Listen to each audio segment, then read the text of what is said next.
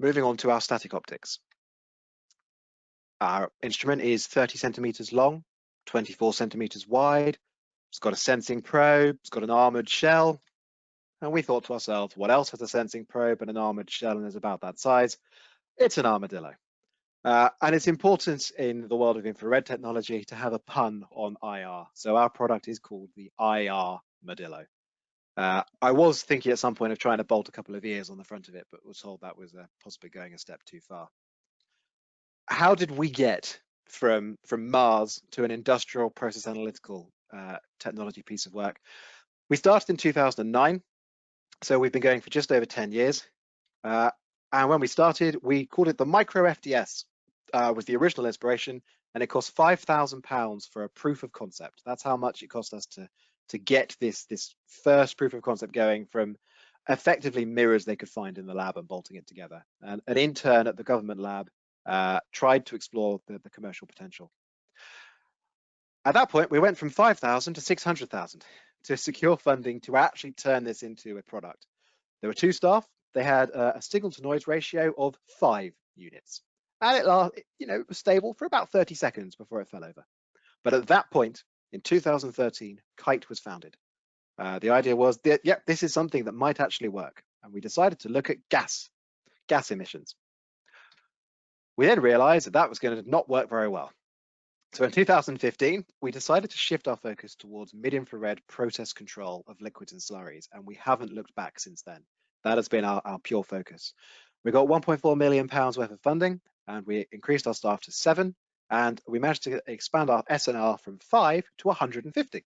And the instrument was stable for about a week to a month. But at that point, we started talking to customers, and we went out and we trialed with our prototype.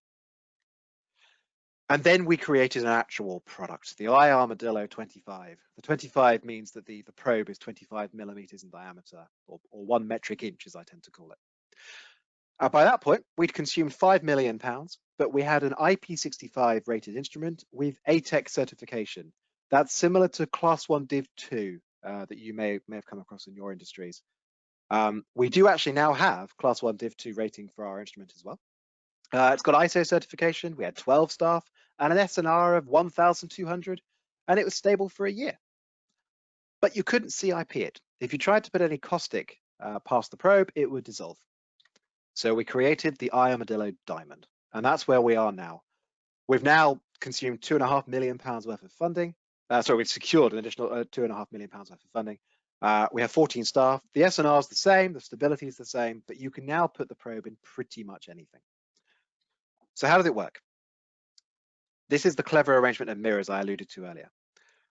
We start off with an emitter in the probe itself, and this emits light. It's basically a posh LED, but this emits infrared light. This light comes out towards the end of the probe and goes through what's called attenuated total reflection.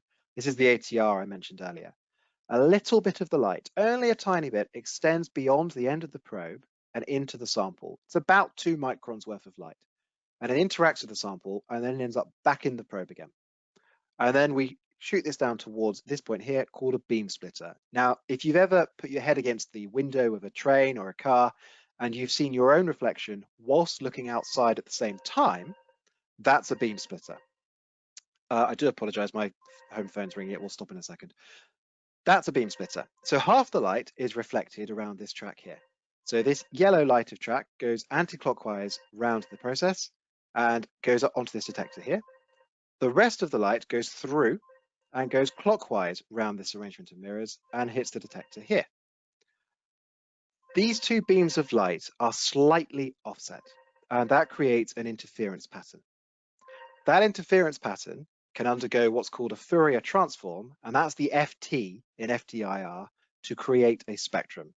You may remember interference patterns from if you ever did the young slits experiment at school. It's the same thing. That spectrum we can then send through to a computer and we can analyze and we can do something with. And that's what I'm going to